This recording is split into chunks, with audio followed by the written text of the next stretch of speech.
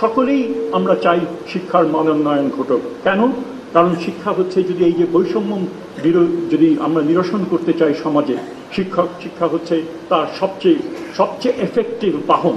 তার মাধ্যমেই আমরা বৈষম্য নিরসন করতে পারি।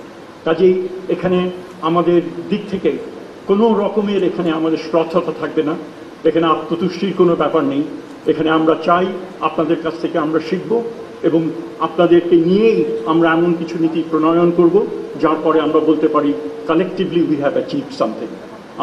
আসুন আমরা সবাই মিলে এমন ধরনের শিক্ষা ব্যবস্থা গড়ে তুলি, শিক্ষা প্রতিষ্ঠানগুলোকে এমন আকর্ষণীয় স্থান করে তুলি যাতে করে আমাদের ছাত্রছাত্রীরা, আমাদের ছেলেমেয়েরা, আমাদের নাতিরা তারা যেন সেখানকেই সকালবেলা ঘুমের থেকে উঠেই কখন তারা স্কুলে যাবে সেটা যেন তারা ভাবতে পারে।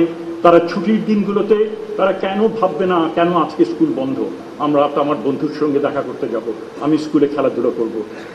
এটা এটা এটা সম্ভব, এটা সম্ভব যদি আমরা নিজেদেরকে এইভাবে একটু চিন্তা ভাবনা করি এবং নিজেদেরকে ওদের হয়ে ওদের চাহিদাগুলো যদি নিজেরা আত্মস্থ করে সেই হিসেবে যদি নীতি প্রণয়ন করি।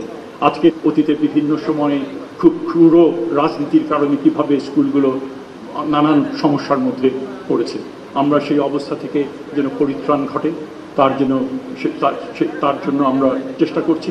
আমরা আশা করি আমরা ভবিষ্যতে যারা রাজনৈতিক দল যারা ক্ষমতায় আসবেন তারা এই বিষয়গুলো নিয়ে যত্নের সাথে যেন স্কুলগুলো এবং অন্যান্য যে কলেজগুলো সেগুলো যেন তারা সেখানে যেন শিক্ষার কেন্দ্রভূমিতে সেগুলো যেন পরিণত হয় তার জন্য তারা যত্নশীল থাকবেন। আমাদের দিক থেকে যতটুকু করার আমরা ততটুকু করব।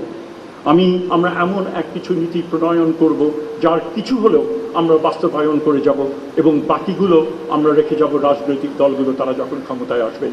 এবং আমাকে যে নতুন এক সম্ভাবনার দ্বারে আমরা এসে পৌঁছেছি, আমরা আশা করি যৌথভাবে আমরা সেই সম্ভাবনার দ্বার আমরা উন্মোচন করব এবং একই সাথে সাথে নতুন প্রজন্ম তারা যেন যোগ্য নাগরিক, শুধু এই দেশের নাগরিক না, তারা বিশ্ব নাগরিক হিসেবে তারা যেন প্রতিষ্ঠা লাভ করতে পারে। কারণ তার যোগ্য উদাহরণ কিন্তু আমাদের সামনে আছে, এই দেশে থেকেই তারা নেতৃত্ব দিচ্ছেন।